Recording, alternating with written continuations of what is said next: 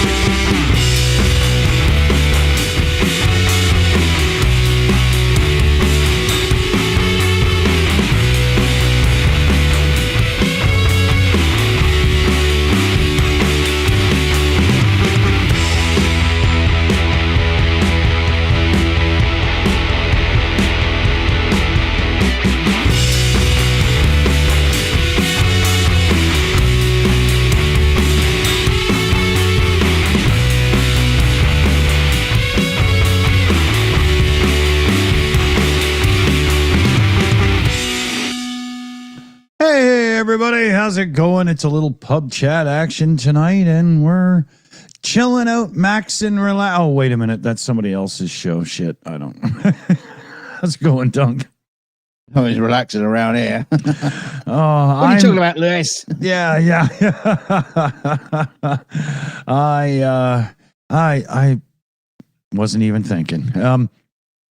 I am in a very confused state. Lots of things going on in the world, lots of things going on at home. And to be quite honest, I don't know whether I'm coming or going. Well, are you sitting on a damp patch? It could be, but I closed those tabs. So, yeah. But yeah, lots of, I got to take that stupid test tomorrow. So, staying sober tonight, and hey, you're doing a cognitive test. Yeah, and I want to make sure I can tell a giraffe from a chicken, right? Yeah, at 100 miles an hour. yeah. So yeah, and then last night, out of the blue, I don't know how I did it. I really twisted or sprained my right ankle, and I couldn't put any weight on it at all. And tomorrow I'm supposed to do the stupid driver's test to renew my expired license. I was been panicking almost, right? Because I was like, fuck, I'll have to put the test off. It won't be probably till after the new year. I really want to get this over and done with. But as today's gone, I've slowly been able to use it. So I will be able to at least do the damn test. Fuck. Can't believe it wasn't expired for all that long, few years, but I was only just weeks over some time limit that says, oh, you have to do this crap again. I fuck off, Yeah, well. So hopefully all done and dusted tomorrow. It would really suck if I fail this stupid ass thing. So I really hope I don't. Yeah. But I've got all laughing at you. Well, I got years of slack ass driver habits and stuff, and I've been playing it out in my head. Do the stupid ass, all the dumb little things and everything that they expect you to do. Never forget one of them, right? Yeah, you'll be rolling down the window, wolf whistling the chicks as they go by. Yeah. you know? Calling the driver in front a wanker. Yeah, yeah. Start driving one-handed so I can roll a joint with the other, you know? No, use your knees in the steering wheel so you can both hands. Yeah, yeah. Well, in my little car, it's easy because your knees are pretty much right at the wheel, right? Especially when you're my height. At the top of the wheel. Yeah, yeah. Yeah. Well, funny enough, as if it's some kind of way of helping you in a crash, there's this like 2.5-inch padded thing under where the dash curls under the steering wheel to your feet. And I guess it's to help protect your knees. But this car is like 25 years old and it's no longer soft. So as I was refinishing the plastics, I realized, wait a minute, I could gain a lot of leg room by popping this stupid thing off. And I did. I can't wait. I'll bet I'm going to fit even better now. It'll be awesome. I thought you were going to say, have to start wearing knee pads instead. Yeah, no. And why, yeah. I mean, it's funny because the car's got side airbags and all that. It's one of those cars where if you get in an accident, you have to rebuild your interior, right? It just turns to shreds. Mm. You know, I'd rather just have the concussion and get out of the hospital and have my, just fix the fender. But yeah, but the refresh of the interior is coming along great. Things are looking really good. I'm very happy with it. I've come to the conclusion that leathering some of the parts, like a few of the curves, would be too hard. I've watched people with all their steam tools and everything, and whereas people that vinyl it just use a heat gun just to kind of get it to bend around, and that looks a lot easier. So if I'm saving money, it's vinyl. I am not leathering it myself. There's just a few spots that are too hard. And I'm not doing seams. Can you imagine if I tried sewing seams and stuff, Yeah, you just want a bit of spray them out and put on some kitchen tinfoil over it. Yeah. Job done. Yeah. Yeah. Just use Bondo. Yeah. Yeah. Yeah. Saran wrap. Yeah. Yeah. Yeah. So, and I found like more than enough vinyl in one chunk for like $120 Canadian or something, so I can have all the grain go the same direction in the car and whatnot. That seems reasonable. I would have spent 80 or so bucks in primer and paint doing the whole damn thing, right? For sure. So there. What about the Highlander there? Any updates? You drive over any minis or any bubble cars lately? Oh yeah, no. Everything's perfectly fine, normal, no problem whatsoever. Nothing to report. It's just going strong. Haven't driven over Clarkson in his Range Rover by accident, just yeah, I wouldn't have noticed, would I really? Face it.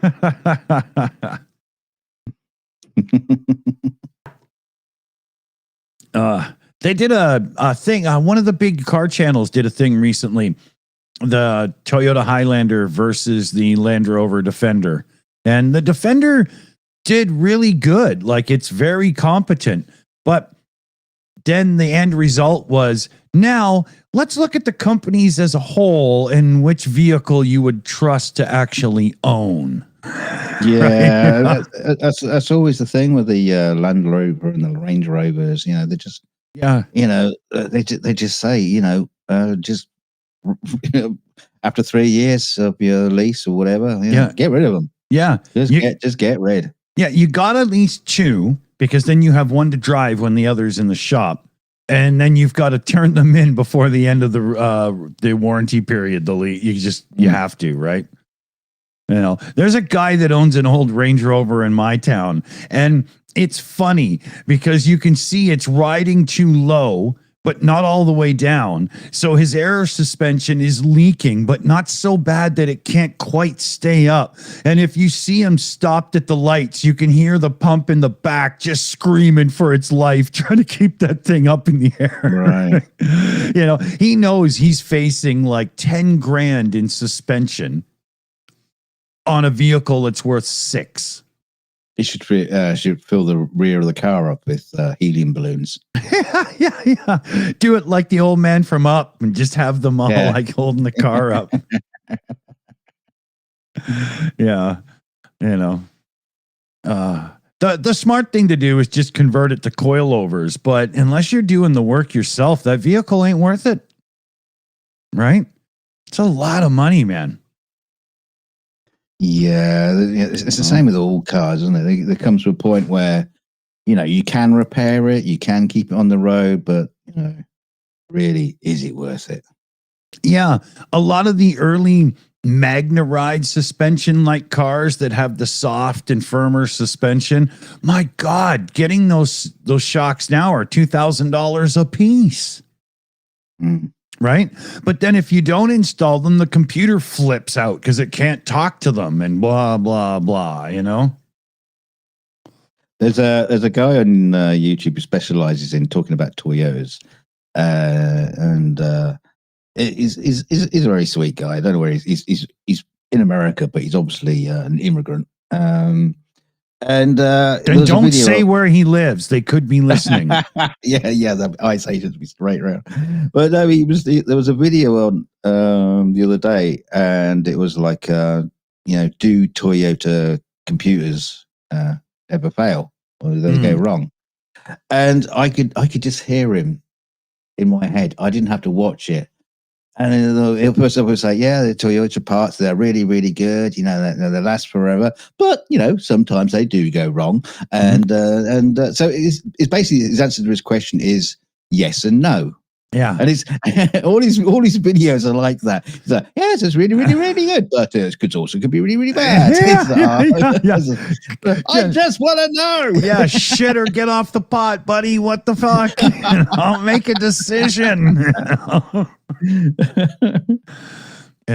But when you're talking about electronics there, funny thing, there was this whole plague during certain eras of computing where there was some really bad, poor quality capacitors used.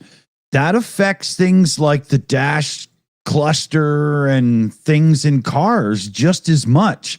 And a lot of people go and spend huge money to replace the dash cluster in some crazy 2003 car when there's just 4 blown capacitors on the damn board. Some of these automotive people have to start watching some of the retro computer guys that restore and fix these computers, because if they're of the same era, it's of the same design language, parts, and so on. It's not that difficult, actually, Yeah, you can repair your car with old pinball machine parts, and I can't fix the computer, but I've retrobried it. It looks lovely. Yeah. Now every time you put a gallon of gas in, a pinball thing goes cha-ching. Yeah. But yeah, I mean, I think there's a lot of opportunity for people to start doing that side of fixing these cars instead of scouring junkyards for replacements.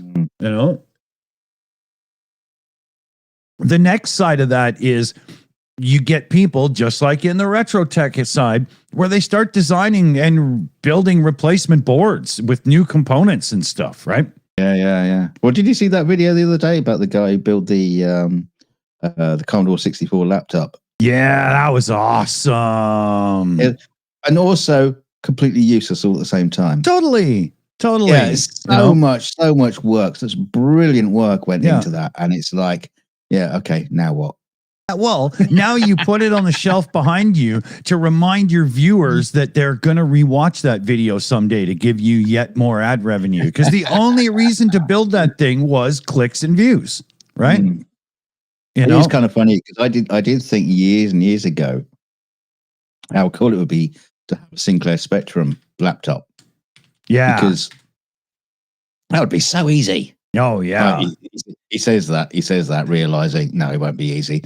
But it'd be nice and tiny and powerful. And the ZX Spectrum board isn't much bigger than a Pi. Like, it would be not hard, and all the in and out and stuff and so on is so well documented. It would be not very difficult. It's just matching up a screen and all that, and wasting so much filament, reprinting again because you finally got the measurement right, and Yeah, that was the funny part about that guy. His 3D printing, it all just went together so perfectly.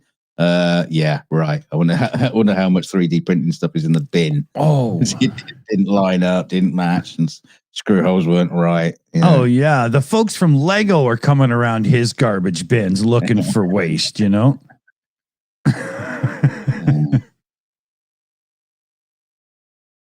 The thing is that there was it was Yamaha brought out a series of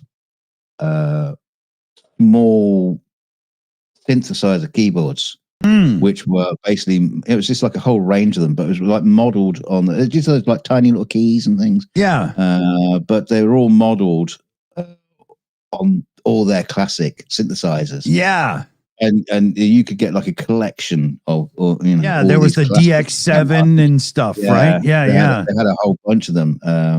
And that they were very, very cool. I mean, again, sort of at the same time, why would you want them? I don't know. It's just a nice thing to have, I suppose. But you could do that with all old-fashioned 8-bit computers. Totally. You could. There's a mini Vectrex. There's a mini Vectrex being crowdfunded right now on Kickstarter or one of those. Using rastered screens, though, isn't it? Yeah, I mean, isn't there somebody making oscilloscope screens still? Because I see oscilloscopes being sold. Aren't some of them still like electron beam? Or are they all digital now? I mean, that was most of the joy of the Vectrexes. Oh yes. Yeah. There's also one I'm really excited about. I want it, definitely, is the little mini Intellivision. Now, I know it's just an Intellivision. You can emulate it with anything, but the Intellivision is unique because that keypad on that stupid controller got used a lot. And emulating Intellivision games sucks butt. Right? You need that controller. I would buy a set of the controllers just so Felix and I could play Intellivision games because I really liked it. I had one. I loved it. But that's the only one of those things I think I would buy because there's something about it that actually is desirable. I mean, I can just emulate insert system here. Why bother? Right? Yeah, I remember the early days of computing, and getting like a joystick port for my Sinclair Spectrum and stuff like that. And the go-to joystick was that crappy little Atari, little box thingy. Yeah. With a crappy. It was like the worst joystick known to mankind, and it was like the most popular one. It was. It was everywhere. No one really had thought about joysticks up to that point. Yeah. There's a coveted one from the UK. I see the UK tech tubers talk about a lot. And it's this funny shaped one that just fits in your hand nice with a little joystick and a thumb button. I've seen a bunch of the Brit YouTubers talk about it. Commodore people. I did see a nice video of a guy demoing what they call bar top gaming machines. Oh yeah, it's supposed to have like 20,000 games on it. Like, God, can you please limit that? Can you have a favorites list or something? Yeah, I don't want to be scrolling through 20,000 games to find which ones I want to play. Yeah, but they're really cool because they got the the good solid joysticks and buttons that you see in older gaming arcade machines. I've very much been tempted to build something like that because if you were to buy one of those, what are they called? D10 Nano, the Mr. boards, that does hardware emulation, it would be worth making a sit down, have a spot to put your beer, one-on-one tabletop game from old or a stand-up one, It'd be really cool. I'd want to do one where you could rotate the screen so you could have widescreen and the vertical games for like the shooters and shit, right? Yeah. That's one thing I noticed about these bar tops is they all have, the screen's landscape. Yeah. So many games back in the day that were portrait. Exactly. So yeah, you got to be able to rotate it. I don't see a problem there. We had screens that you could rotate like when they were big screens. Come on. Radius had rotating screens in the 90s for Mac. But yeah, I would build a thing with like one of those hardware emulation ones, but not with a Raspberry Pi. I'd just plug it into the fucking TV, you know? We've got a couple of shout outs to do here. So we got David Kendall in the chat there. David! He joins as a beer drinker with membership on the Shills Live here. Very cool, man. Thank you very much. Does it do it? Yeah, there it is. All right. I don't know why it blackens me out for that effect, but thanks, David. That's awesome, man. And I hope the new job works out good, too. He just started a new one. And a blow.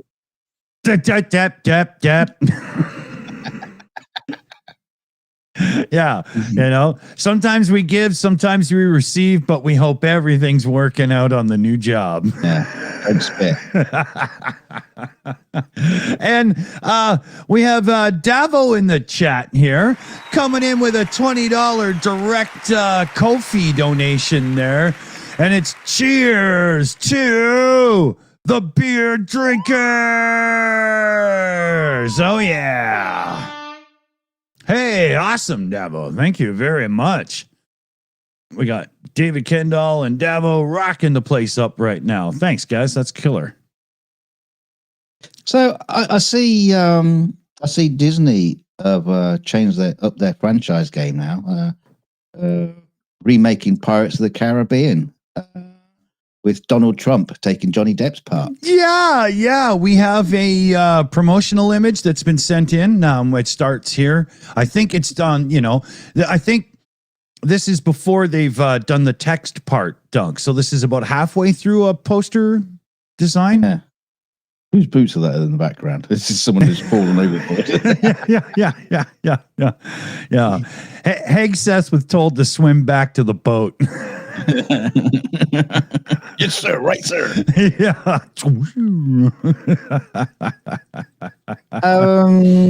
Can anybody? Classic MS now. It's not MSNBC. Oh, it's going to have a hard time doing that. Yeah.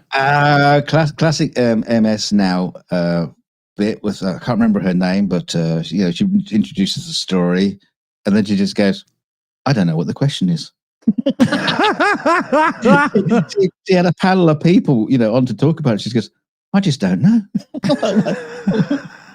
What the heck's going on? Was that the long-haired girl? Yeah, blonde girl. Yeah, it's like, what is the fuck going on? You can't. Wait, I mean, you can't just.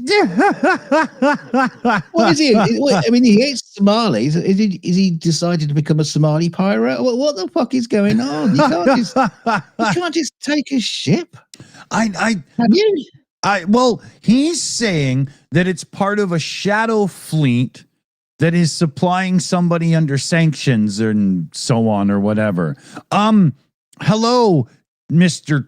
Donald Trump, President of the United States of the Fourth Reich. What about Russia and the Ukraine situation and shadow fleets and oil? The fuck? Grain. Just the Russians just stealing the grain. Yeah. Good God. Yeah. So it's okay. First off, we have to blow up the drug boats. Now, I'll say one of the close-ups, it's where a sniper is shooting out of a helicopter. There's 3 big outboards on the back of this boat, and the outboards are so big across the back, there is no back of the boat. It's just outboards. And by my estimation, although I'm not some expert, I'm guessing they're each like 100 horsepower engines, $4 or $5 grand a piece. That's $15,000 worth of motor on the back of that boat. They ain't fishing. I'm positive that's what the hell's going on. I mean, that thing would just capsize. It's meant for straight line speed only, right? But even saying that, we've got this madman shooting people up all over the place, and now they're commandeering oil vessels and stuff. I mean, it's crazy. You notice you didn't tell them to blow it up. Yeah. Well, he actually said, oh, the oil? No, we're keeping that. Yeah. That's mine. Yeah. So when he said drill, baby, drill, he meant it more in a Somalian pirate way.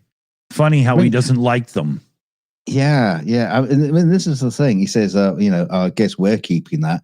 And he's probably like sitting there rubbing his chin thinking, well, I'm president, so it must be mine, I guess. Yeah. So I can sell it and keep all the money. Yeah, when he said we're keeping it, I wonder if he meant the Trump library and not the American government, Yeah, I'll make a more mess of the library. Yeah. He's going to use that to make fuel for his Qatar jet, Mm. Hey, Melania, I've got a new yacht. Yeah. Speaking of which, I came up with a theory. Do you know why Donald J. Trump, the American president right now, is so... Donald Jessica Trump. Yeah. Well, you know why he's so against transgender people? Mm. It's because he's totally frightened by Melania's big throbbing cock. Oh, I would be too. Yeah.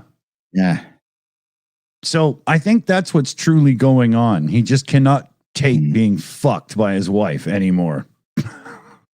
I don't think she does. There's plenty of other cute guys hanging around the White House. To dabble. Well, no, she's never there anyway, is she? Yeah, no. From what I can tell from her OnlyFans page, it's not the White House she films at.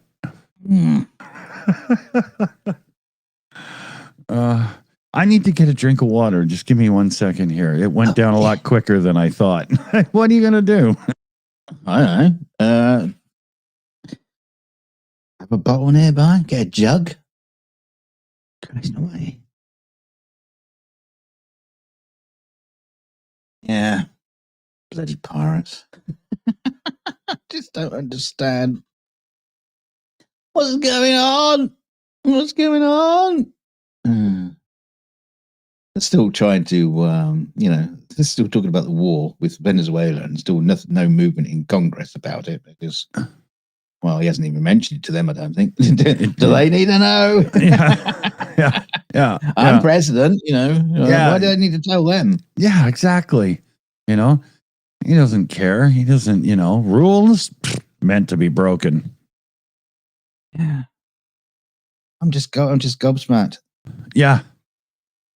It's quite shocking where things have really got to, did you see that speech? Oh, what? The way he admits he loves minors. Yeah. I didn't watch all of it. No. He was supposed to talk about the economy. He barely did it all. And when he did, he mocked poor people for even bringing it up. Blame Joe Biden, probably. Yeah. He went at Sleepy Joe, Crooked Joe, blah, blah. It was such a long, tired, rambling rant that it came dangerously close to being as long as a James Cameron movie. Oh, yeah. I mean, it was only 6-7 minutes shorter. Yeah. Not as good a plot, though. Yeah, well, it's just so hard to follow. It's either really complicated and well written or gibberish.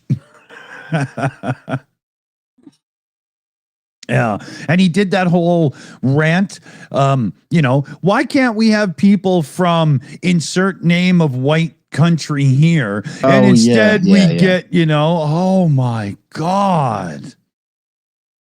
Yeah, well, there was a thing released. I can't remember from what department, but they're talking about all the countries they want to drag out of the European Union.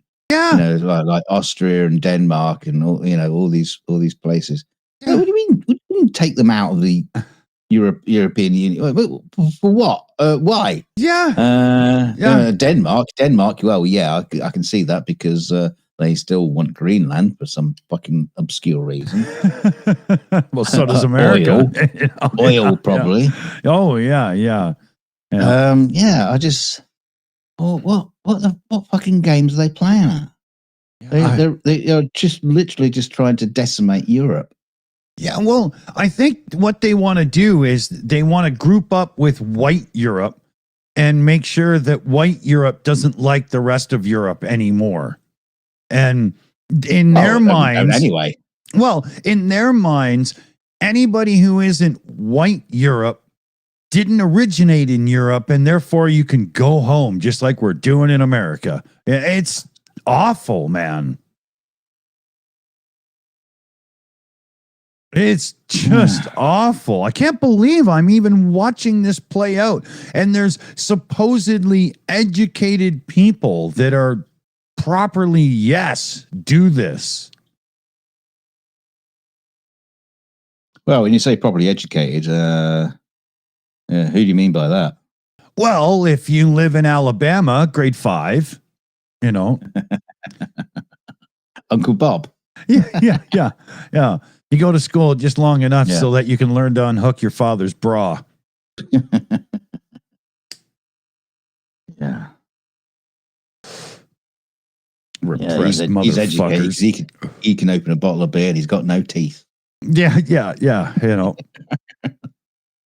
I don't know, man. And then you got like these, supposedly big league educated people that are pushing all of this awful stuff through, like a Steve Miller or something. And you can only assume that they know exactly where they want this to go and how to get there. And if you were dumb enough to vote them in, well, if you didn't see this coming, you shouldn't get your voting information from TikTok or the side of a box of beer. The thing is, I'm starting to notice in myself that I'm starting to suffer from Trump burnout. I'm getting to the point. Yep. And Adam Kinzinger did an interesting video about this the other day. And he was basically saying, look, it's okay. It's okay when this is all getting too much. Take a month off. Take Christmas off. Yeah. Don't get involved. Don't even listen to it. Don't look at it. Yeah. Just walk away.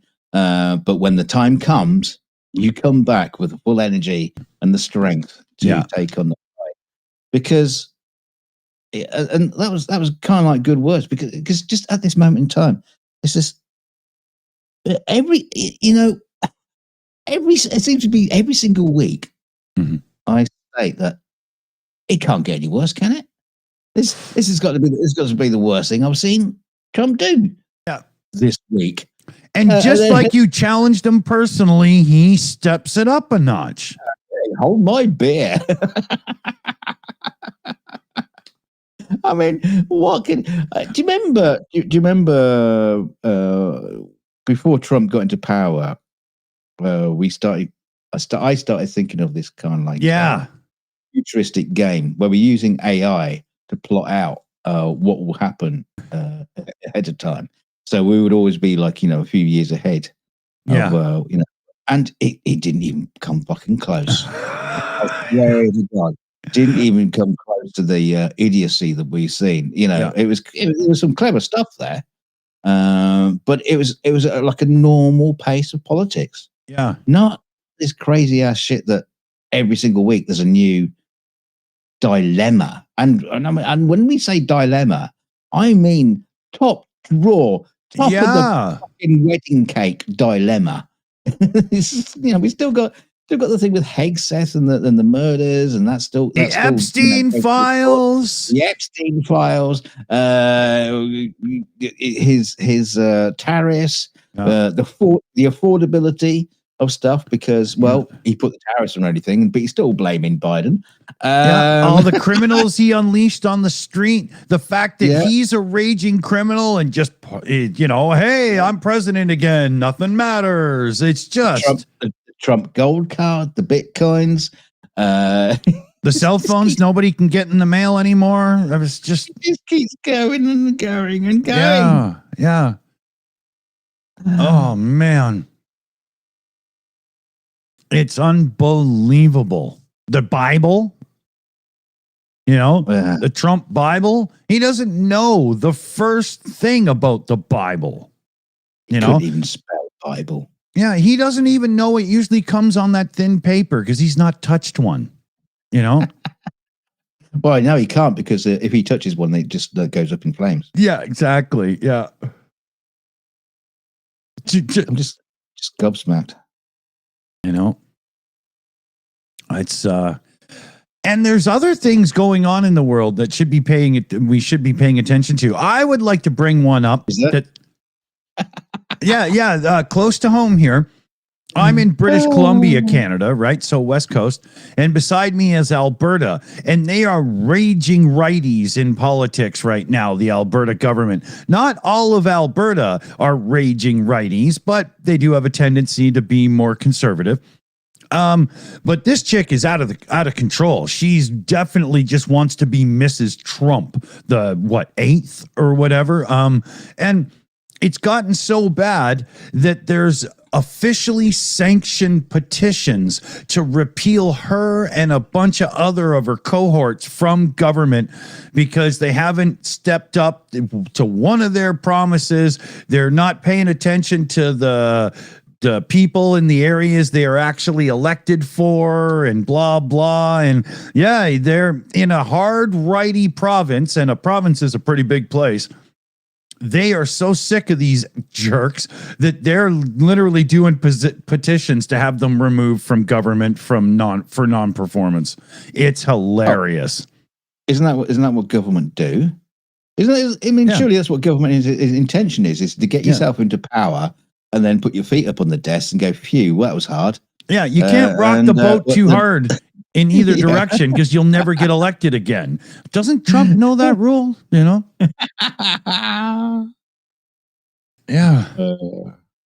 Very strange. Very strange. So I'm hoping that these hard righties in Alberta take a bit of a beating so that people in politics, those that want to have a career, go, ooh, that didn't work out very well. I'm still laughing at the idea. You say Trump rocking the boat. He either blows it up or steals it.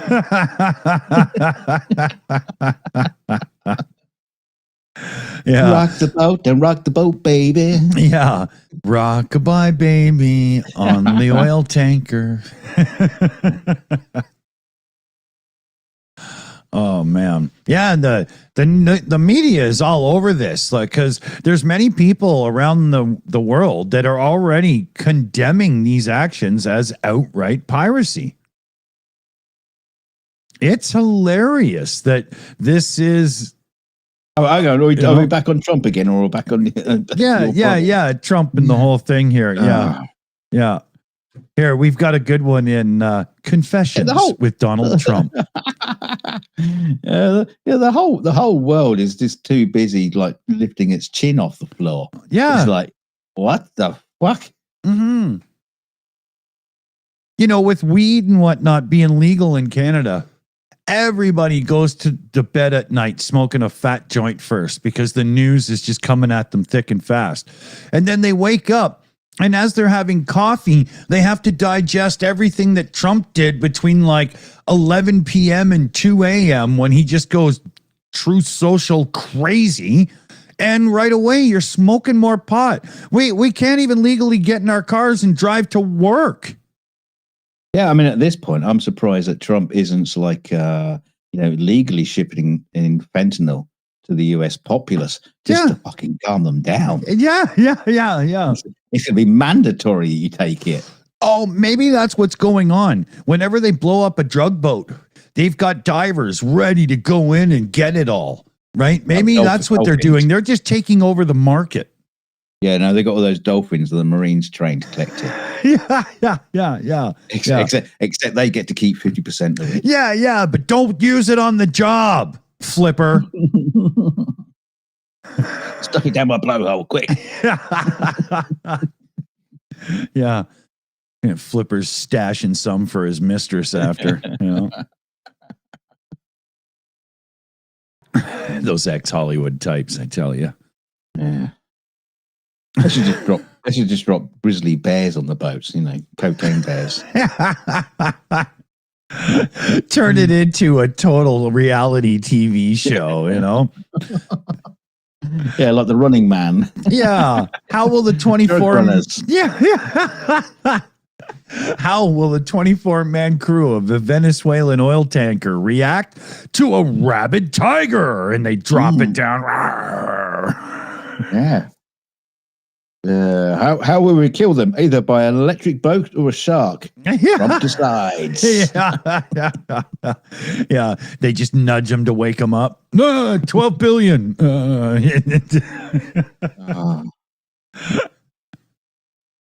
It's okay because Marco Rubio has started a war on fonts. Yeah. What the font? Yeah, I don't know. It's too stupid a story to even cover. Yeah, but it's like out of government documents, they're changing the font from Calibri or something to Times Roman or something. Really? I don't know. Oh, God. Because the font's wrong or something. Yeah. Why? When are they going to change the name of the office from president to Caesar? Well, the thing is, it's a bit like the Gulf of America thing all over again. It's totally pointless. Yeah. Oh, apparently it's a Dutch font. Yeah. Well, of course, it wasn't designed by dark people. Yeah. Oh, yeah. The whole thing about the what do they call it? The Arabic number system. Yeah. I think they've taken Onyx out of the computers at the White House. Can't use that font. Too dark. They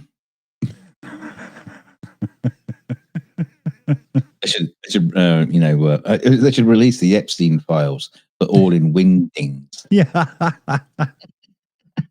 Read that, you fuckers. Yeah. And the whole thing with education has gotten so bad. It's not the quick brown fox anymore. It's the quick Arctic fox because they're white, right? You can't say, that's how bad it is. The quick brown immigrant. Yeah. Jumps over the lazy shot dog by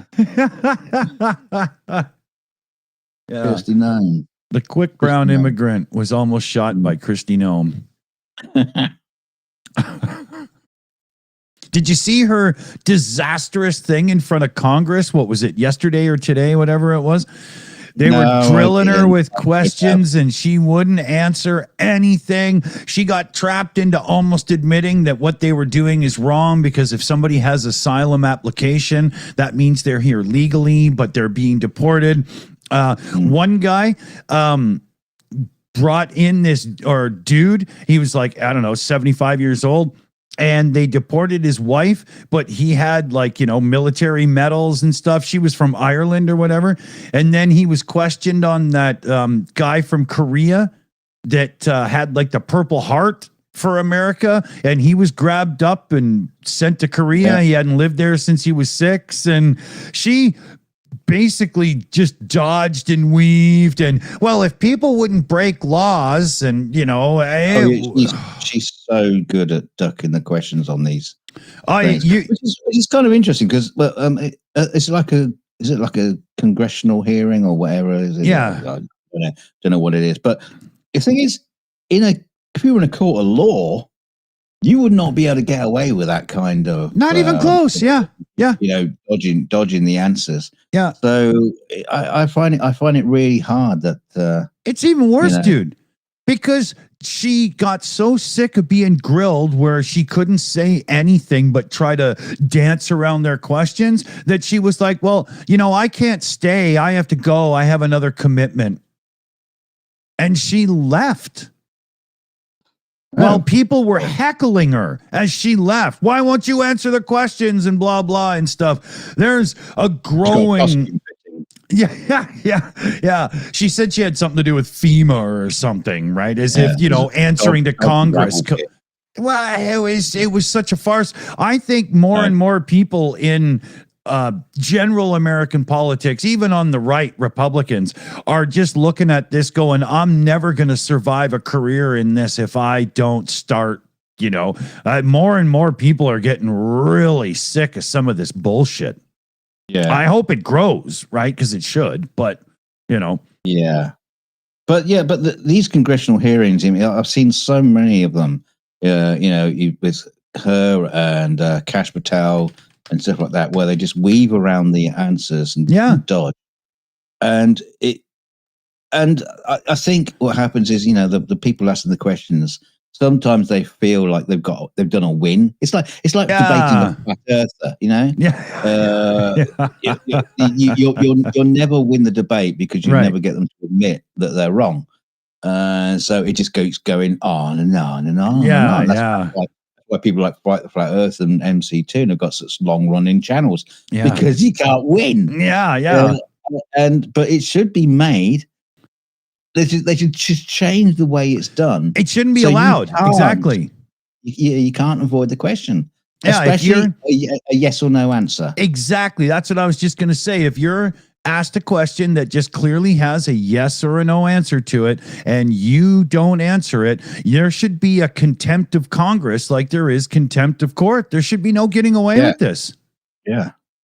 I don't understand how this can possibly be the way democracy runs when Congress, who has the direct right by the rules of governance to ask you a question and get an answer, can't get it. There's got to be consequences.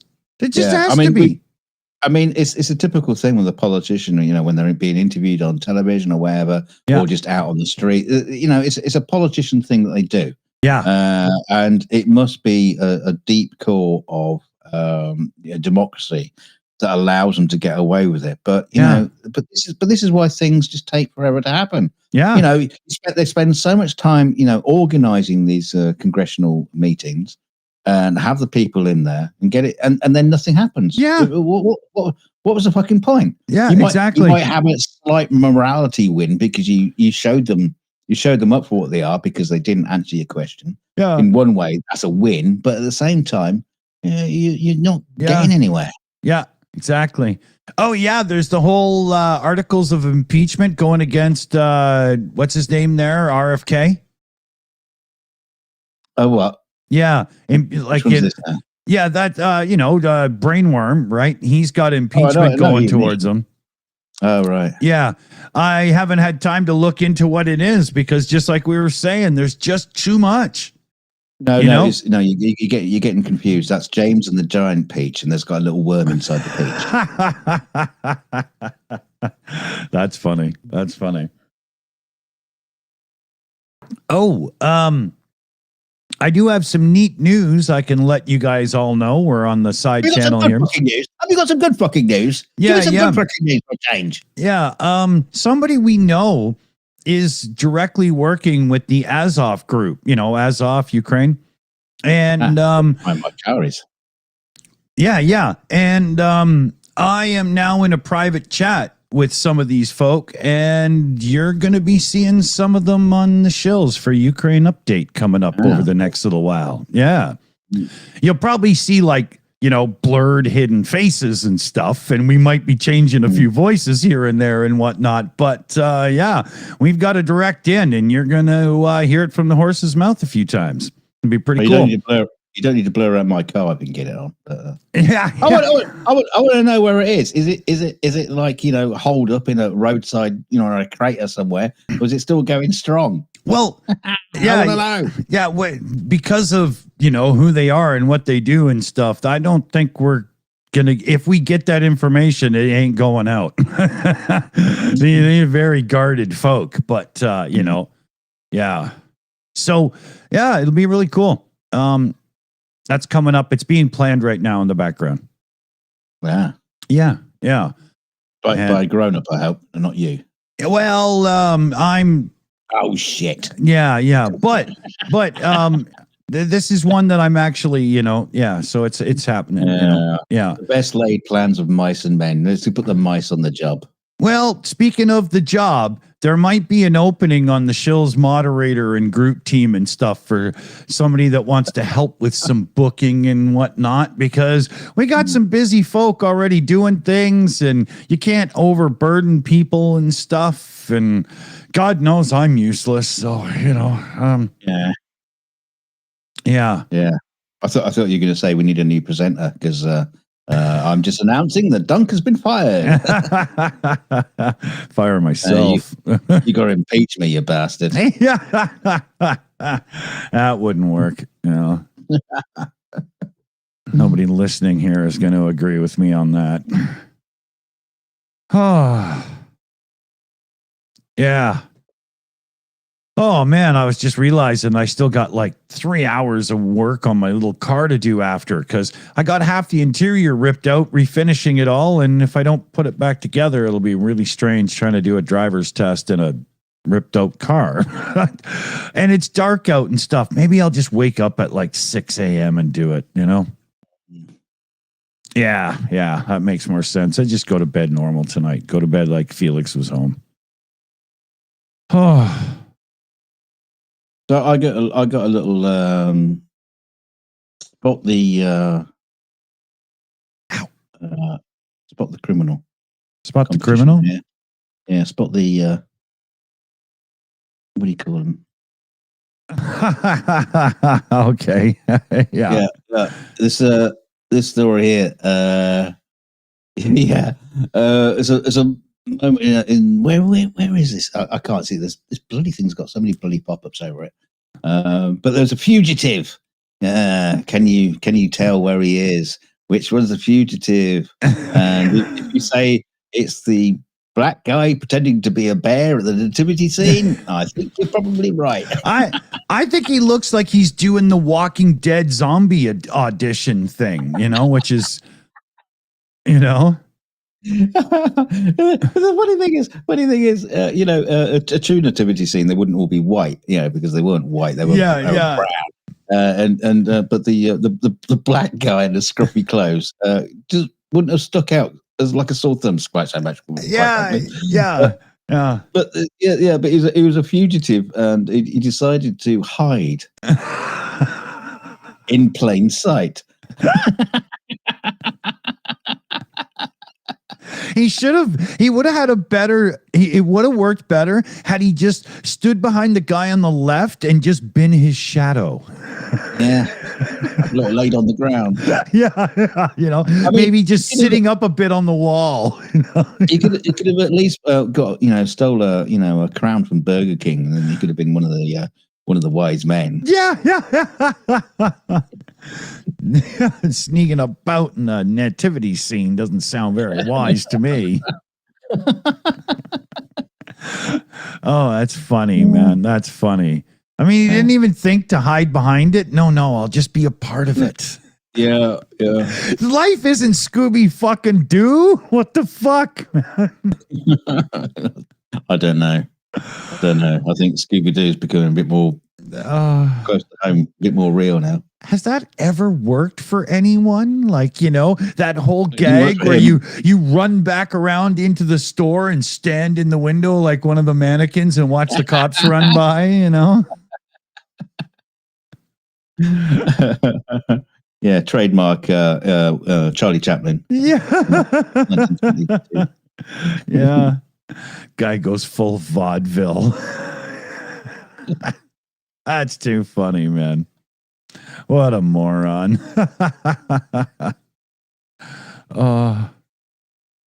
Yeah, and then what's her name there? Pam Bondi in the Justice Department tried to go at Letitia. What's her name there? Letitia James. Yeah, James, yeah. Yeah, third time, fail. Like, seriously, it's not going to happen, you freaking bimbo. Nobody in their right mind is going to let you persecute somebody because Trump doesn't like them. Like, get over it, Yeah. Even the righty judges on the Supreme Court ain't going to go that far. Well, it's going to get difficult because, quite frankly, Trump doesn't like anybody. Yeah. Unless you're a billionaire. Yeah. And you give him stuff. Or his bidet, because I don't think he could reach his own balloon knot, He must have a little water squirter. Yes, yeah. He works at the White House. Yeah, J.D. Vance. The water squirter. Yeah. Every time Trump goes to the throne, J.D. lays down beside it with a mouthful of water.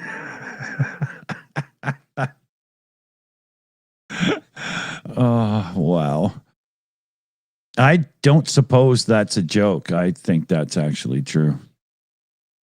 He probably has a bidet shaped like Pootler's lips, just wishing that the scenario was the other way around, you know? Oh, dear. Oh, yeah. Ah, I hope before I die that the Russians expose what they have on Trump to have such a hold over him, besides just ridiculous money loans over stupid ass crap. You know, there's got to be more. Yeah, release the Russia files. They're probably in his bathroom. Russia. You know, they've probably got pictures of him having an orgy at like a home for young boys or something, right? Something just horrible. Well, just a portrait of him. That's pretty horrible. Yeah, that's true.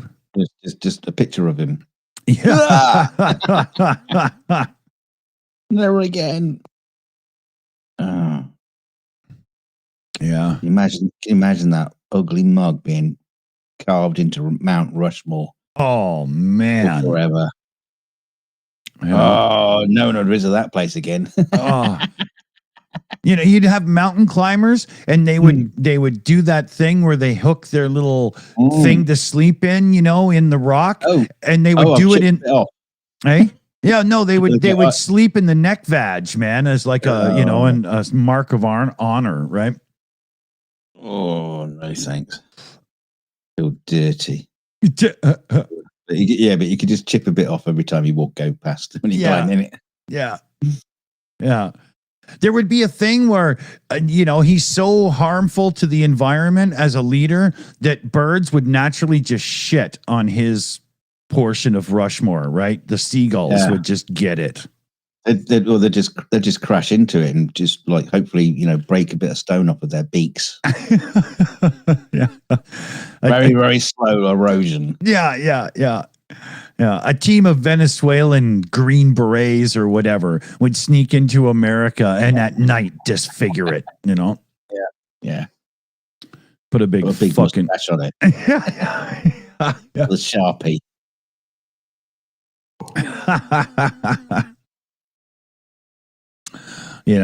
Or paint them brown or something, right? Yeah, just paint it orange. I mean, I don't know anybody in the chat here is pro-Trump. If you are, we're sorry. We can't help it. No, but your state's education could have.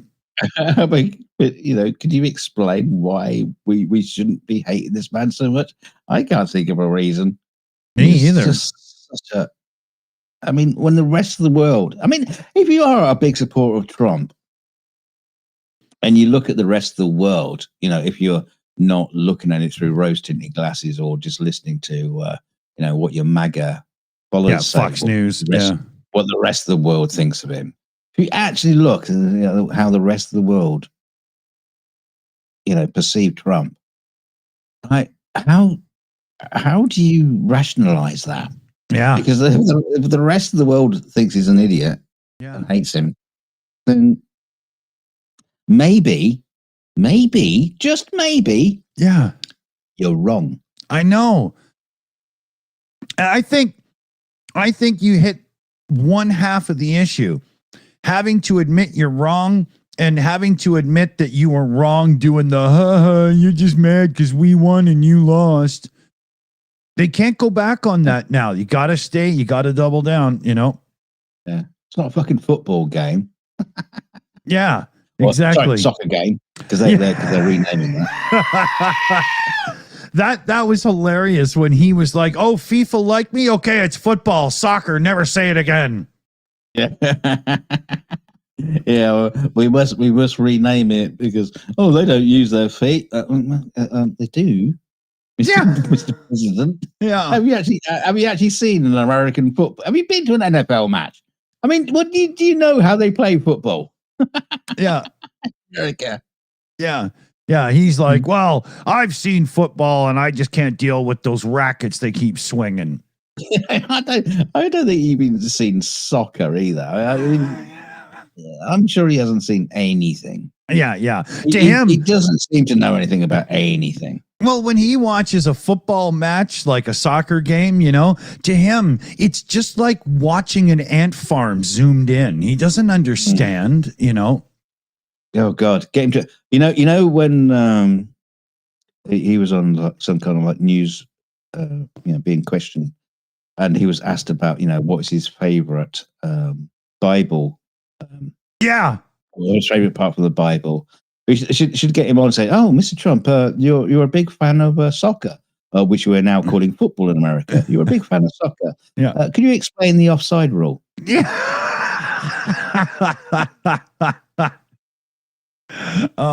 Wait till he finds out that football isn't just played by whites.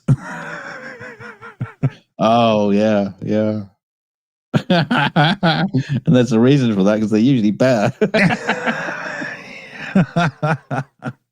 Although the white ones become the famous ones, yeah. Yeah, well, they sell more breakfast cereal, but well, they have to, because all the brown guys are taking their jobs. Yeah.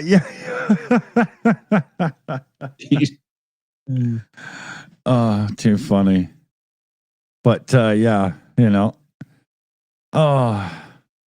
I sometimes just can't wrap my head around it.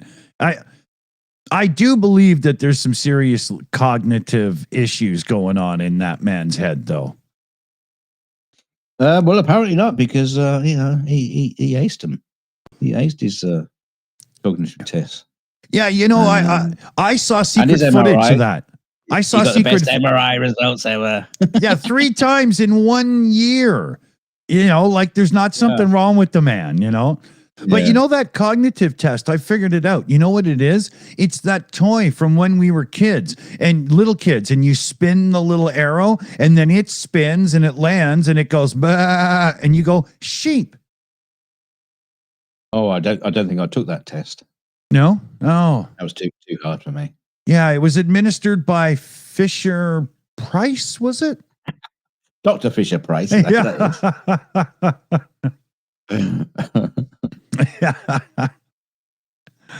I think there was a thing that Carolyn Levitt was talking about.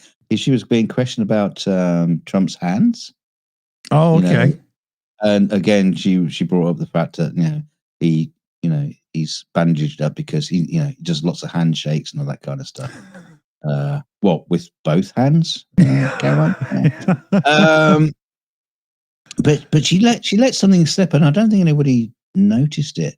But she mentioned that aspirin, that he's taking aspirin, and that can cause this. Why do you take aspirin? Thinning of the blood. Yeah. Or heart disease. Yeah. No, I don't know if anyone's picked up on that one yet. I personally think the thing with the hand and whatnot and the whole thing going on could be because that's the point where he gets the intravenous thing so that they can inject the vampire blood to keep him alive for another 24 hours. Virgins. Yeah. Epstein Island virgins. Yeah. Yeah. Yes. But yeah, I mean, it's a classic. Are you saying Trump is Nosferatu? Well, he behaves like, so. I like to suck the blood. But what you're saying, Dunk, is correct. Like, those are the 2 main reasons an older person takes aspirin specifically, right? Acetaminophen or what? That's aspirin, isn't it? ASA? Oh, I don't know. I'm not a doctor. Yeah. Well, I say I'm not a pharmacist. Yeah. I'm not even a doctor or a pharmacist, so it doesn't really matter. I'm not an archaeologist either, but you just lump them all together. Yeah. I don't know what I am. Yeah. I don't know what I come under. Well, I'm not an archaeologist either, but you dig enough holes to bury bodies and you start finding things. Yeah. Either that you're a serial killer. Yeah. Yeah. Well, you can kill cereal by leaving it in milk too long. So that's an open-ended thing. Yeah. archaeology and serial killers are very, very similar. Yeah, one you dig out, one you dig in. Yeah. Yeah, like the stories of Jack the Ripper, and all he taught us about the Minoans.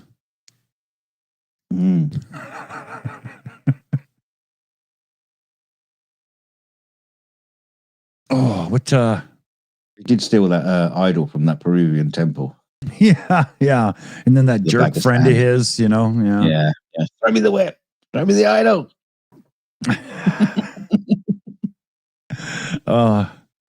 Adios, muchachos. Yeah. Always a good night. British guy playing a brown man.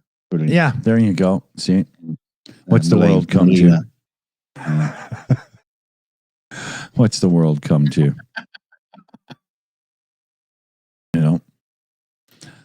I mean, if it wasn't for foreigners, who would save you from like bad dates? The eat ones. I was going to say, what way? I've been on a bad date for ages. Yeah, you never know. The taxi driver who drives you away from the bad date. Yeah, but it could be that you just excuse yourself to the bathroom and the waiter says, man, she's in here all the time milking guys for drinks. And you're like, oh, okay. So, and you catch it just before you're just about to swallow her. Yeah. Or the busboy comes over and says, dude, she just spiked your drink.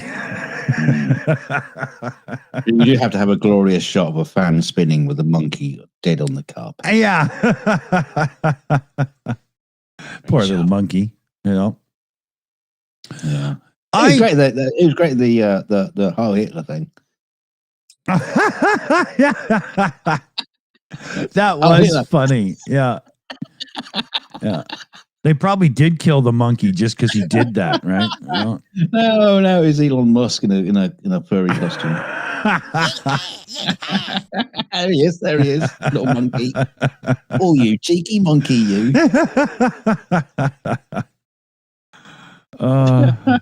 He's been quiet for a few days. I don't know anything about him. What's going on? Is he asleep? Yeah, I think so.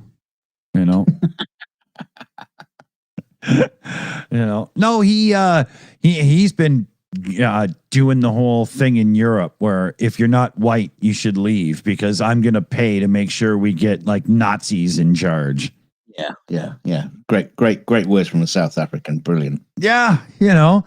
When you look at that guy's life and how he got from where he was to here and how he, was obviously raised and stuff and how he behaves now, there's only one question you can come to. What the fuck is wrong with you?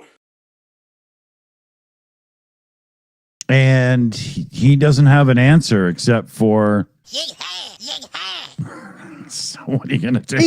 He's quite an incredible enigma of a person. That I would imagine that his story, business story, is taught in business schools. Yeah. Because let's face it, if you were going to business school, you want to become, ruler of the world and up until Doge. Own every company in the world ever. And it's like, well, the man is like ridiculously rich. He seems like an absolute fucking moron. Yeah. So how do the two things go together? How do you become like a great business wizard and yet be an absolute cretin at the same time? How does that work? I mean, it didn't work for Trump because he's an absolute cretin. His businesses, he couldn't, we've always mentioned he couldn't keep casinos running. Couldn't make them make a profit. But Elon Musk has managed to, make billions and billions and billions and billions. Yet we all know he's a cretin now, but he must have been all the time. Yeah. He must have been always like that. Yeah, there must have been some of that in him, right? Yeah. I don't understand. Yeah. Like most things in this world at this point. I don't understand. Like Hitler was a little maniac coming out of the First War, right? Great dancer, terrific feat. Yeah. Yeah. You know, so. Yeah, he had a good stylist, you know. I mean, I'll always say Nazis best dressed in World War II. Yeah, Just yeah. absolutely stunning uniforms, fantastic. Yeah. If you know, it's probably the most gayest thing you can probably say about World War II. It's just like they were just terrific dressers. Oh, yeah. Hard on your knees walking around like that, but damn, you know.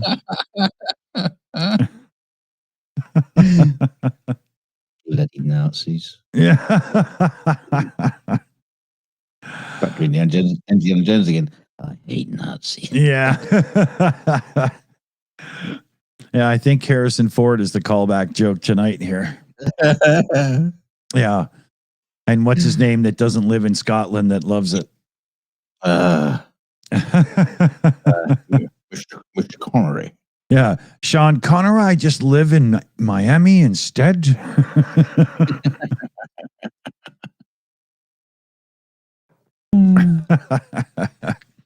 I think it's funny with the one Bond movie that Connery was in where they had the little Honda or Toyota 2000, whatever that car was. I can't remember. And he was so too big for the car that they just cut the roof off to make like a sort of convertible version. And if you look, you can see the like from here up, his head is just popped over the windshield of the car. He doesn't fit. You know, it's hilarious. Wow. Yeah. I don't know why they insisted on using that car, you know? I wonder how they managed to keep his toupee on. Yeah. Sorry, Mr. Connery, we're going to have to sew this into your scalp for the scene, you know? It was a forced perspective miniature. That was hung on the front of the car. You can see the join. Fantastic. But yeah, it's funny, you know?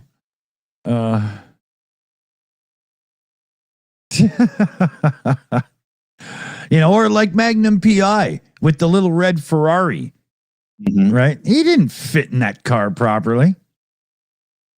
No, they probably made one like 1 1/4 scale. To film the sequences with him. Yeah. Just stick it on a Chevy chassis or something. Just remold the bodywork. And just put him in it. And we'll get a midget with a mustache to play you in all the other shots. Yeah. The little Hawaiian guy in the bar. Just give him the hat. You know. That's why he's got the mustache and the sunglasses. Yeah. You can't tell. Yeah, his stunt double was Mexican. They just said, grow the mustache, man. I mean, what's his name? Hans Dusseldorf. Knight Rider. Oh yeah. David Hasselhoff there. Yeah. Yeah. I mean, he's a big bloke as well. Yeah, but those Trans Ams are meant for like full size humans. Full exercise. Yeah. I had one of those. Had the older one as well, and a big guy fits fine in those. It's funny. You never see someone go around to a car showroom say, "Have you got this in extra large?" Yeah.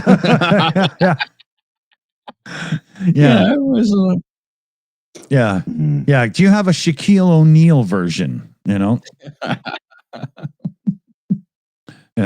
like imagine Shaquille O'Neal trying to get in a Mazda Miata. He just put his foot in it. You know, do you have one for my other foot? Yeah. You know? To him, it would be like roller skates. You know. Yeah, we had to cut the roof off a Lincoln Continental to squeeze you in. Yeah. Took the front seats out and put them in the back. Yeah. What was that? That was that Hightower in Police Academy? Did that when they took a car and he just took the front seats out and sat. Yeah. Brilliant. Yeah. Brilliant. I had a stupid movie then. Oh yeah. I had a buddy in high school who had a Ford Gran Torino, like the Starsky and Hutch car, but it was like dark gray. And he took the passenger seat out so the passenger could sit lower, and therefore you could like cook bottle tokes and roll joints and stuff and whatnot, and people in the other cars couldn't see you because you were lower down. Good, it's safe, you know. Yeah, yeah. It's like you got the kids in the back. Yeah, yeah, exactly. You know, you see the tops of their heads. Well, those kids are smoking a hell of a lot. It was a funny car. It was just a unholy piece of shit. Just, you know, being held together with like baling twine and whatnot. You know? What, you mean the car in general, or that particular one? Yeah, no, that particular car. It was hilarious. It looked great on the outside, and then he started it up, and you were like, "Oh, running on 3 cylinders, is it?" It was terrible.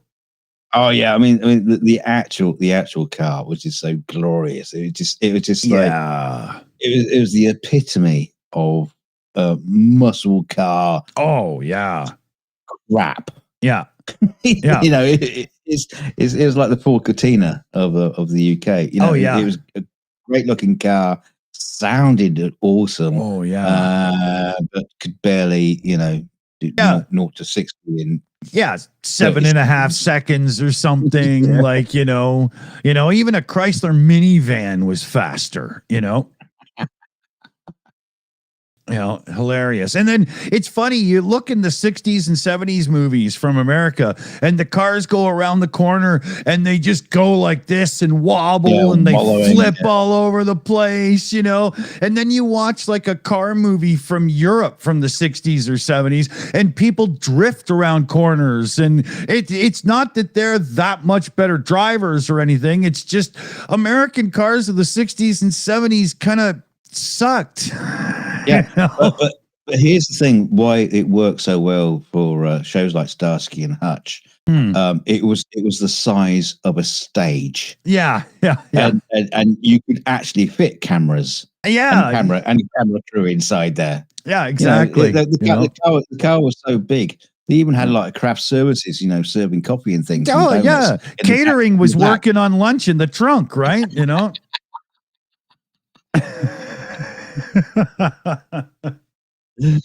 but I love them. The thing is even if you want to take one of those cars and give it modern suspension and so on, and even if you went so far as to like take that solid rear axle and put in real independent rear end suspension and everything, it's still a 4,000-pound lump of I'm never going anywhere really fast.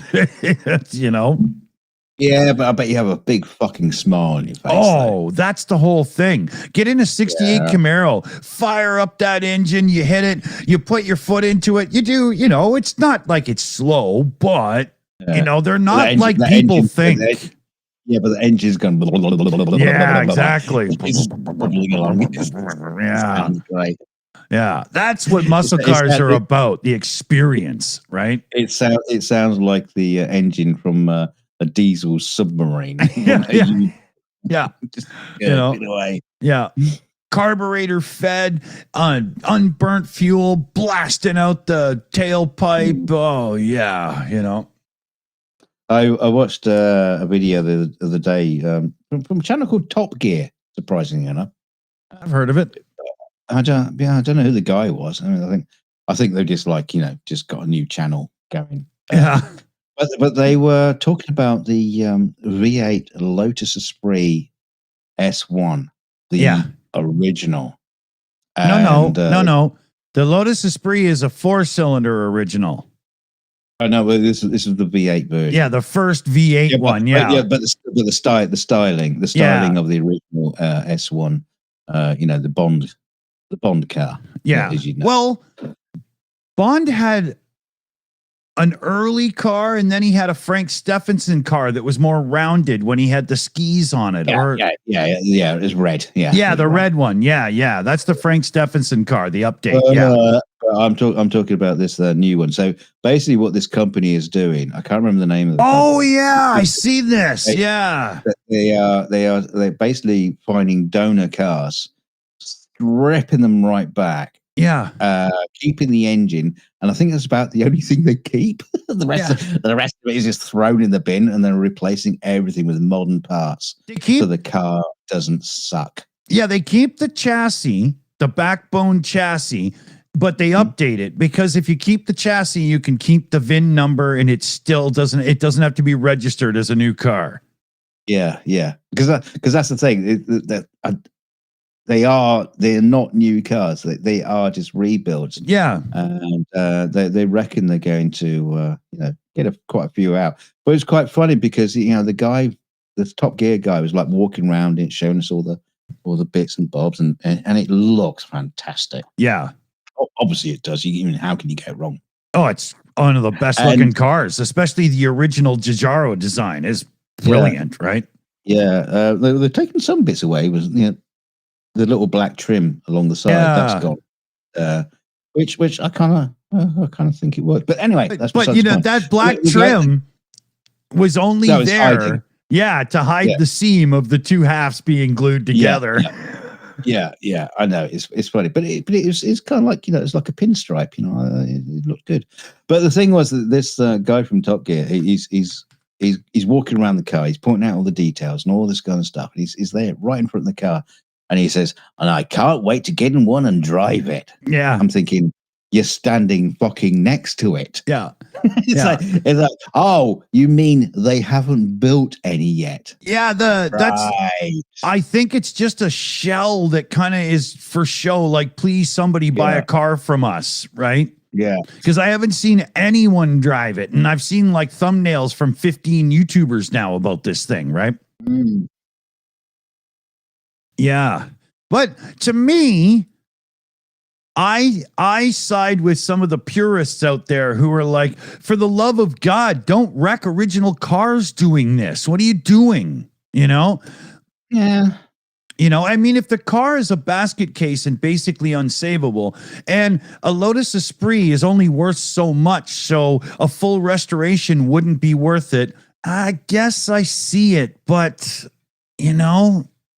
there was another story that came out this week or last week about a guy who had like a 500 or 900 pound barn find of an Aston Martin DB. Whoa. The original Bond car. Oh no, the 5 then. Yeah. The 5, yeah. And he's finally had it all restored, and it's probably worth like £1 million. Yeah. If not more. I mean, yeah. And it's just gorgeous. Oh, the Connery Bond, the DB5, is an ultimately cool looking car. Oh yeah, probably a piece of shit underneath it. No, they're not bad.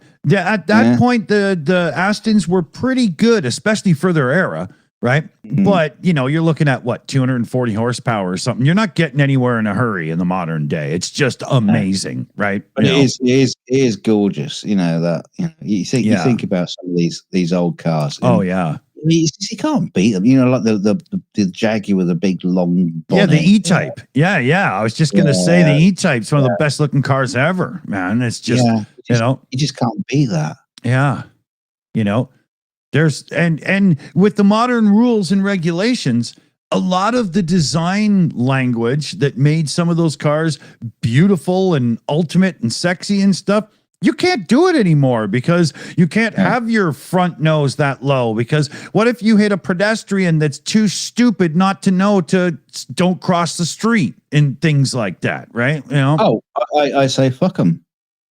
That's what I think too, And I shouldn't have to have a sports car with a hood line the height of an SUV just because once in a blue moon, some absolute idiot walks out in front of traffic, Yeah, it's funny you mentioned SUVs as well, because you say, these regulations won't allow you to have cars like that. And then you have an SUV that's got a grill on the front of it that's like a, like a battleship. Yeah. It's like the opposite. So what? But you allow that? Yeah. Well, America's got some weird rules where if your vehicle's like a truck and it's certain size and blah, blah, you get a break on the mileage requirements and the gas guzzling tax and stuff. And that's why all the companies are like, hey, let's make big, huge SUVs, right? And they can keep the cost. It's ridiculous. It makes, everybody, we got to have efficiency and so on. And then you make a vehicle that's 6,000 pounds that gets 18 miles to the gallon. Yeah. Do you not think the passion for big SUVs in America is like a lot of Americans have grown up, like the cars we were talking about. Yeah, the big land yachts. Yeah, and they just they go, I just fucking miss that. Yeah, I mean, the roads are wide. The roads are wide enough. Yeah. The parking spaces are, the same size to park a Lincoln Continental in. Yeah. Why can't we just have the big cars again? And that's where they're just harking back to that. They just want the big fucking comfy car again. And very common in North America, Canada's in this too, very much, is if you've got the bigger version of whatever company, like if you have the larger Toyota SUV versus the smaller one, you're perceived as better. Well, that's how it is. In my case, I am. But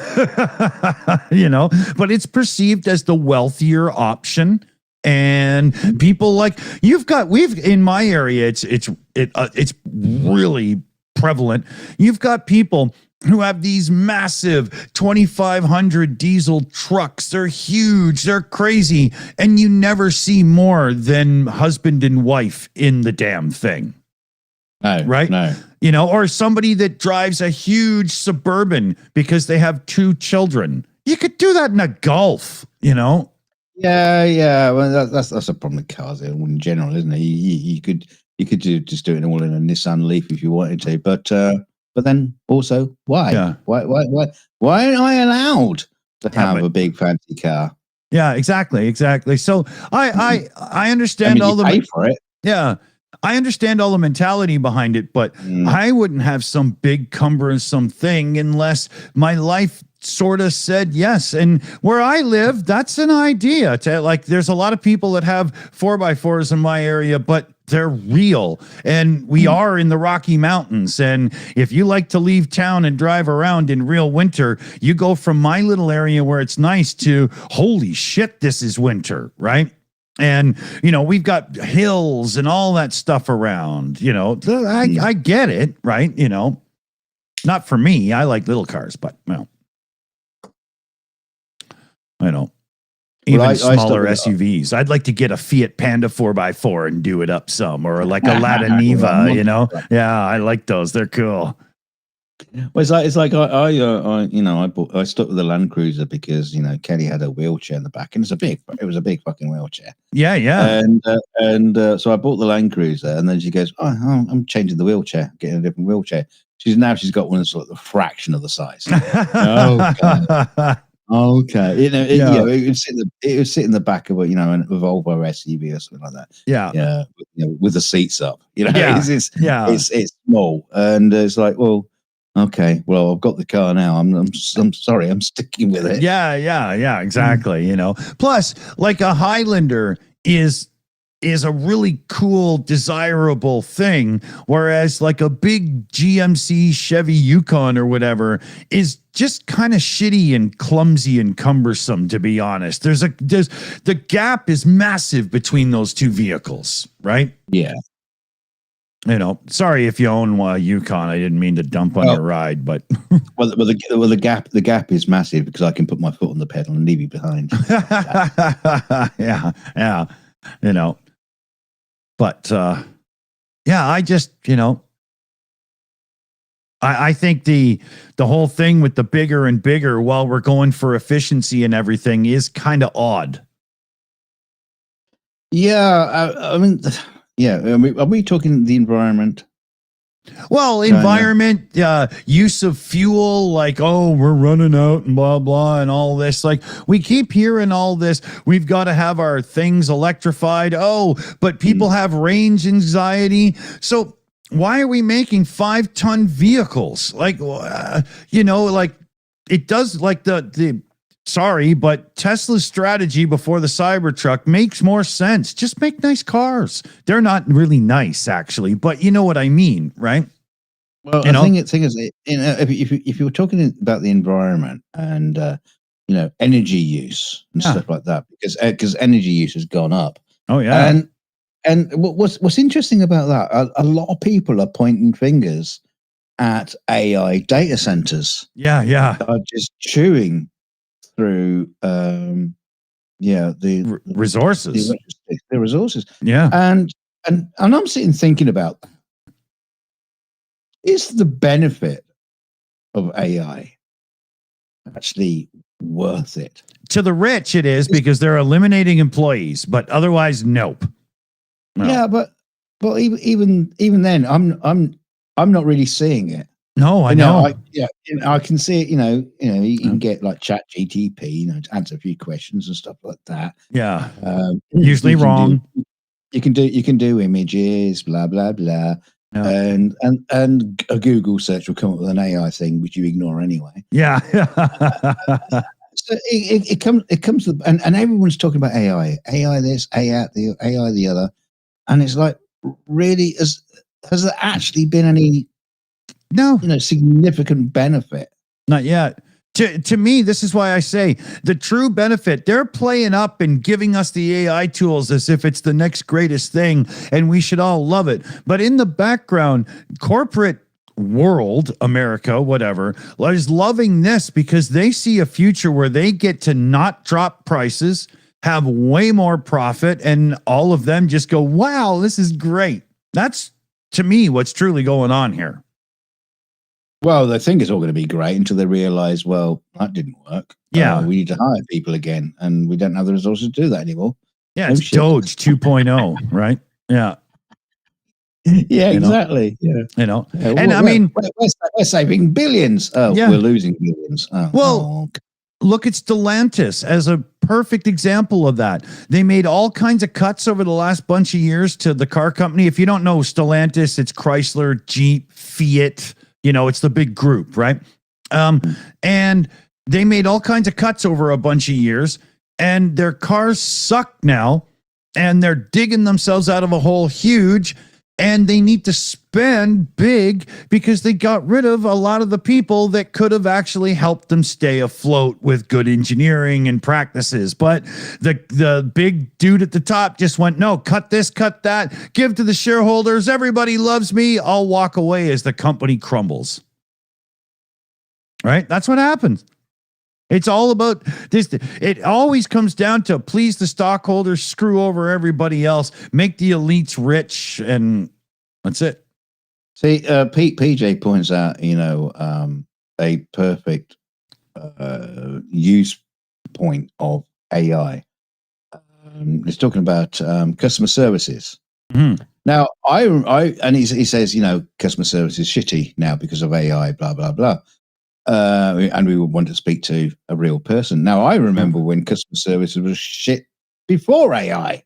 Yeah, and we still shouted and wanted to speak to a person. So I don't think anything's changed. Well, the change was earlier because once companies started outsourcing call centers to other countries and skimping on staff and stuff, customer service started suffering then.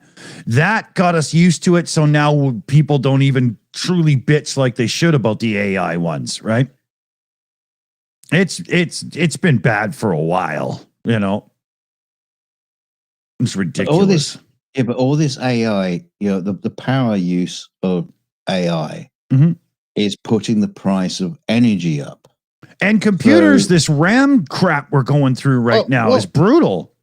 Well, no on the RAM crap, but just generally, because this affects everybody, whether you've got a computer or not. It's putting the price of energy up, and so the companies that are using AI, well, their electricity bills are going to go higher because of it. And so do they actually benefit from it? Right. Because you're not getting it for free. Nope. And or is it the fact that the price of electricity has gone up, and so every fucker, it's kind of like, chipping in to pay for your AI usage. Well, it's not it's not they're chipping in to pay your usage, but all these data centers and everything are built with massive tax grants and blah, blah, and whatnot. So taxpayers are actually footing part of the bill. Absolutely. It's totally true. I mean, this is one of the points where I agree with Jeff Bezos. We should just ship them all off to the moon. and then just use the solar power coming in. Yeah. And it costs us nothing. Yeah. There you go. Brilliant. Bezos, get on it. Yeah. Here. Moon Base Alpha was originally there to dump off all the nuclear waste. Instead, Moon Base Alpha is going to be controlling data centers for the AI. So hey, Bezos, Get over there. and make sure you have an Eagle transport.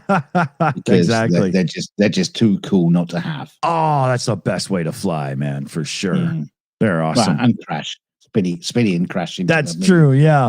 You got to do it to disco, though, right? You know. I'm putting my flares on right now.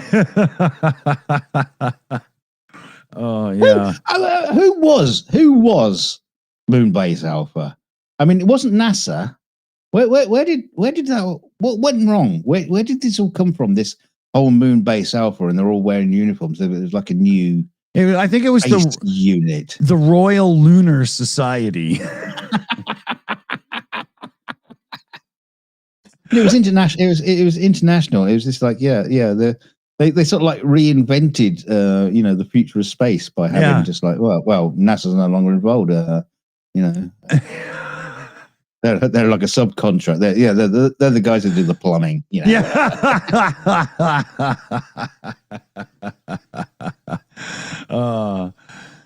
It's funny. We see now. Here's a tip for anybody playing along with bingo, and you might need you might need a square to finish. We have Mexi Girl in the chat there dropping in a little direct donation of $6.66. Mexi Girl giving up some bingo points for people. What is she trying to get you to say? 666. The $6. Oh, yeah, of course. Yeah, that was on the card. Yeah. although I got a complaint. AI Alchemist who created the bingo cards. Who the fuck is Rocco the Raccoon? Why is that on the bingo card? His name is Buckchuck. What the hell? Yeah. No one's ever going to get that except I just said it. Oh shit. Well, Rocco the Raccoon played bass in my band in like 87, and he was just way too on the junk, Yeah, he was always trashed. So Jilk in the chat there's got a bingo. We've had it happen. Bingo. All right. That's really cool. All right. Don't tell me it was Rocco the Raccoon that finished it off. Do a screenshot, Jilk, and throw it in the Discord there. And I'll head over to the merch store and do you up a cost price coupon so you can get like a Shills patch or whatever the fuck you want to get or whatever. Yeah.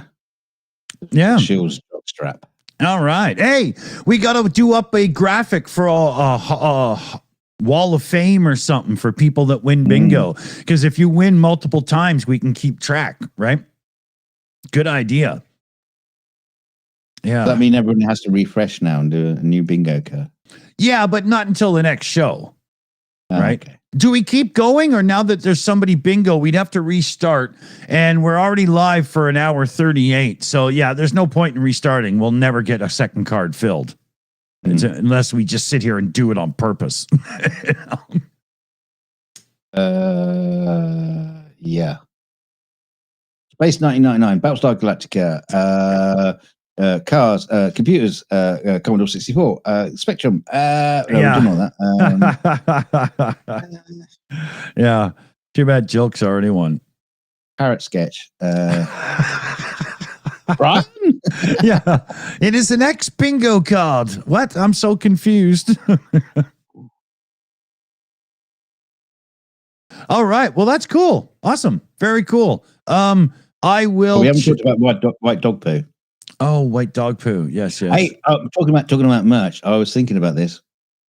I was thinking a T-shirt says TheShills, things we talk about, and then it's just got a list underneath with a little tick boxes.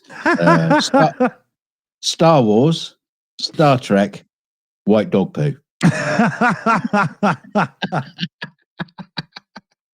Oh man. So yeah, if you want a shirt that says white dog poo on it, because why wouldn't you? We'll make it happen. Yeah. Yeah. What happened to white dog poo? TheShills will answer. Yeah. It should be a Trivial Pursuit question, or like Jeopardy. We got to move on to the other big questions, science questions. Where does the silent but deadly fart come from? Oh, that one little that just fill a room. I think it has something to do with either tension or lubrication, but I'm not sure. Never understood that. You can fart away all day, and then all of a sudden you just yeah. Oh, it's like you say, it's a yeah. No right? pressure, no nothing, and just suddenly the wallpaper's falling off the walls. Oh yeah, the neighbors are knocking on your door. Do you have a gas leak? Your neighbors are dead. Yeah. It's like we have scientists coming in, and helicopters think it's the fucking Andromeda strain has broken out. Yeah. You crack one of those, and the guy next door to you starts his gas stove.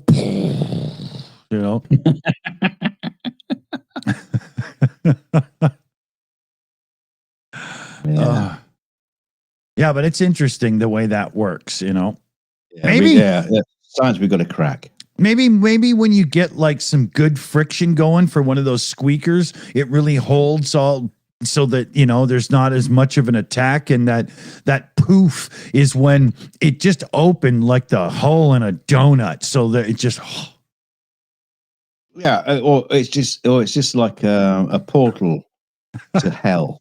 Yeah, a portal to Uranus tonight on Discovery. Now, the funny thing is, there are channels that talk about weird science and stuff. I know I've literally put it in the chat to explain this. Tell me about this. No one has ever come forward. I've searched, I've Googled, I've done research into this, and I can find nobody does a study on it. Do you remember the doctor from the Cannonball Run, the guy in the ambulance van? I bet he would have an explanation. I don't remember that. The wasted guy with the needle squirting it in his mouth. No? I have no idea. That was funny. Based on a true story, so the interesting thing. So if there are any scientists in the chat, you can just leave something in the comments later. give us some pointers. Yeah. What's the relation between friction and stench as it pertains to the human balloon knot passing gas? It's not even passing. It's just yeah. Secret bum whisper. Yeah. Yeah. It's not even a sigh. It's less than that. Yeah. Maybe it's an emotional response.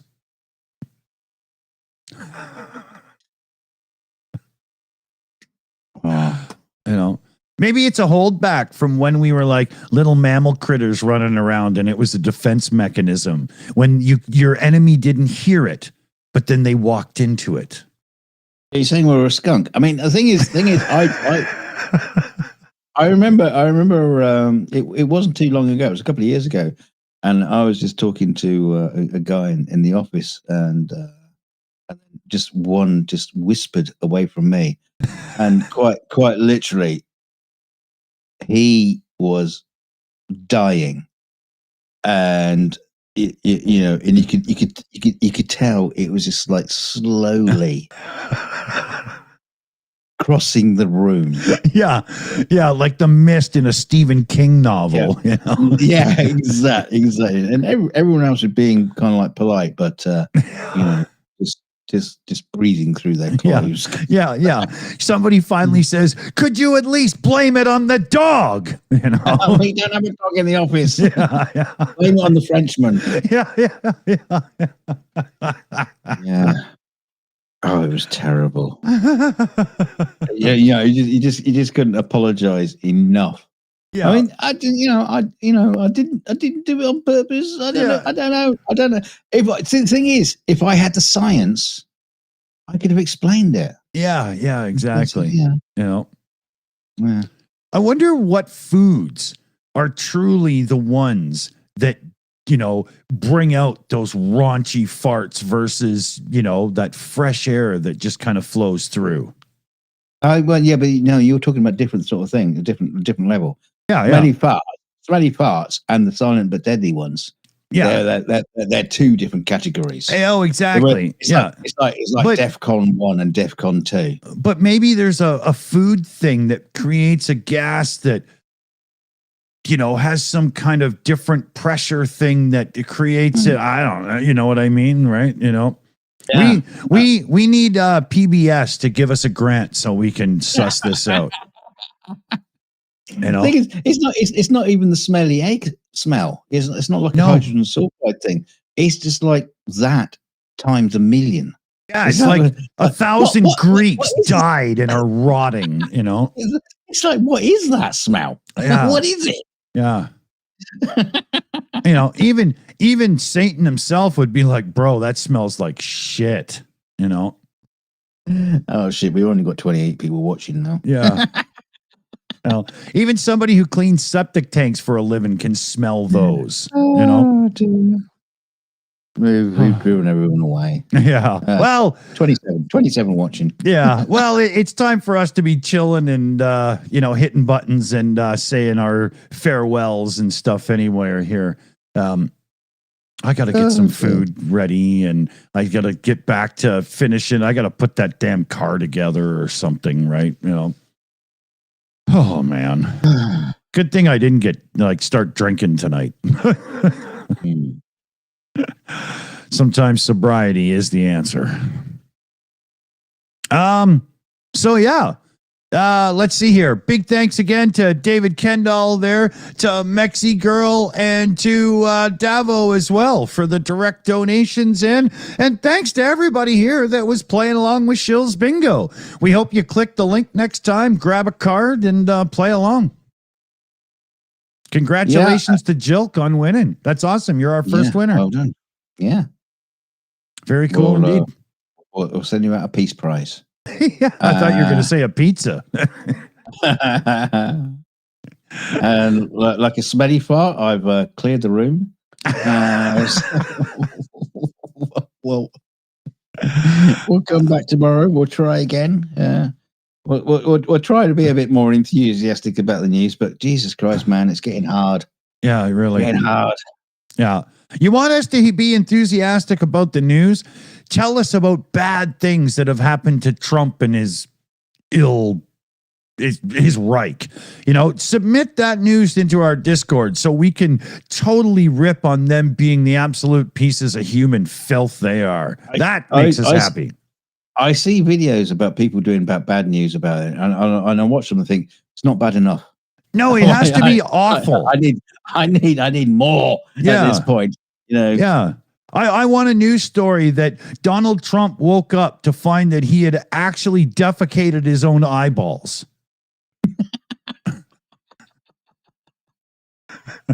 That is the kind of shit we can report on. Yeah, or even Cash Patel's eyeballs. That would be even better.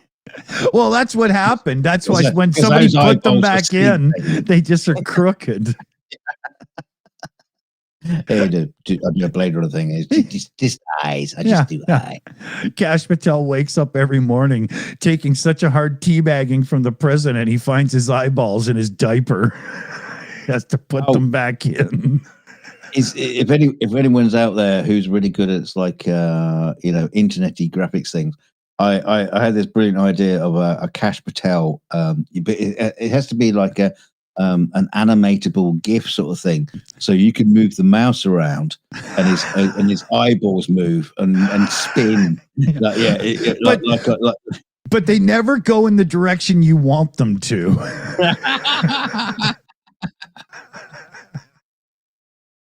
I want it to be like like a Monty Python animation. Yeah. And if you can figure out how to make both his eyes look dead straight, you get a free monthly pass to his girlfriend's OnlyFans page. Oh. Well, it can't be done. So, she's not going to work for free. Couldn't pay me. Oh, man. Yeah. Didn't I see you at 4th and 2nd last night at 2 a.m. on the corner? So, big thanks to the team here. We got Mexi Girl on the account tonight with us. We got PJ CNET, AI Alchemist throwing in the funny images and stuff there. Jose, Super Chat, Matt, and and PJ doing all our news hounding and stuff too. So big thanks, everybody. Absolutely. Yours, biggie thanks. Yes, indeed. Hugs to you all. Yeah, I mean, without them, all we do is talk about sci-fi and old computers and Yeah. Yeah, at this point, guys, come on, just give me a cuddle. I just need that right now. Yeah.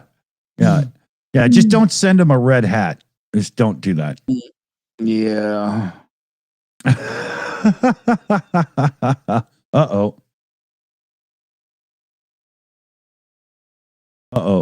Something weird's going on. Oh, well, close the stream quick. Yeah. End it. Oh, I see. Okay. Somehow a couple of my things have moved around. So yes, it's goodbye from me. And it's goodbye from him. Take care, everybody. And Donald Trump to you. Bye. So we'll see you. We're posting events for the weekend on the main Shills channel tomorrow. Watch on your feed because they'll be coming up. We'll see you soon. Yeah, we should try and see if we can get some grown-ups to join the show to talk about stuff, because we just need we need the impetus. We need the push to get excited and talk about this shit. Yeah. So we'll find adults then. Yeah. Are you an adult? Let us know. See you soon, everybody. Take it easy out there.